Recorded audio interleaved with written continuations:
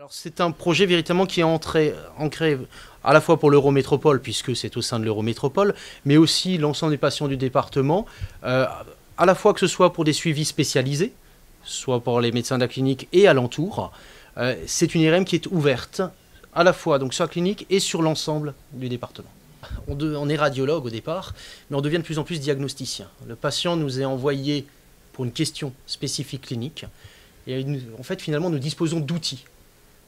Alors qui s'appelle IRM, scanner, radiographie conventionnelle ou échographie, charge à nous d'utiliser le bon outil pour pouvoir répondre à la question du patient et du praticien avec lequel nous travaillons. Vous attendez combien de patients ici par an? 6 000 patients annuels sont attendus. On verra au fil du temps, puisqu'on s'adaptera. Entre guillemets, l'idée n'est pas une idée de nombre, mais surtout une question de qualité. Et d'offrir finalement, dans les plages horaires, quitte à les étendre à un moment donné, on s'adaptera à la demande.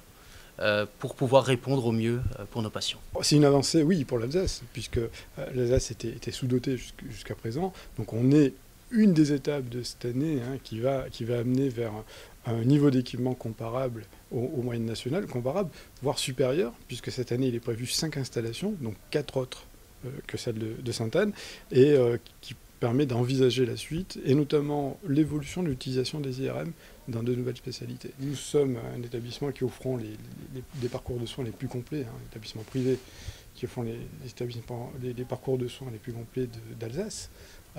Nous sommes le 3e établissement privé à but non lucratif en volume d'activité de France, donc forcément évidemment d'Alsace. C'était une curiosité qu'on n'ait pas ce type d'équipement. Est-ce que vous vous placez en concurrence avec le futur établissement RENA? On est clairement en complémentarité.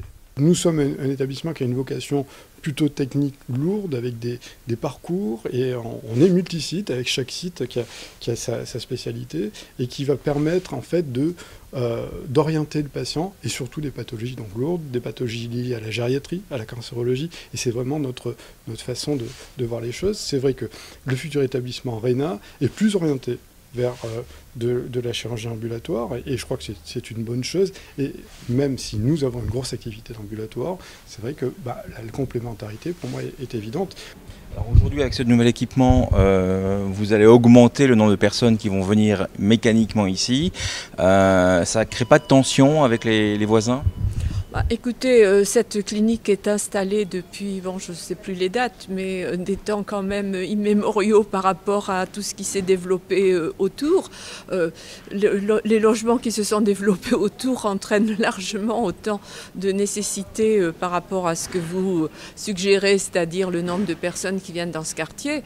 Il y a un équipement, c'est un équipement de santé au service du public qui est installé dans ce quartier.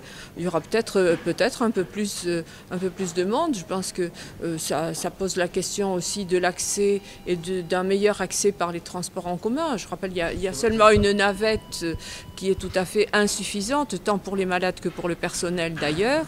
Donc c'est vrai qu'une amélioration des transports jusqu'à Sainte-Anne serait absolument indispensable.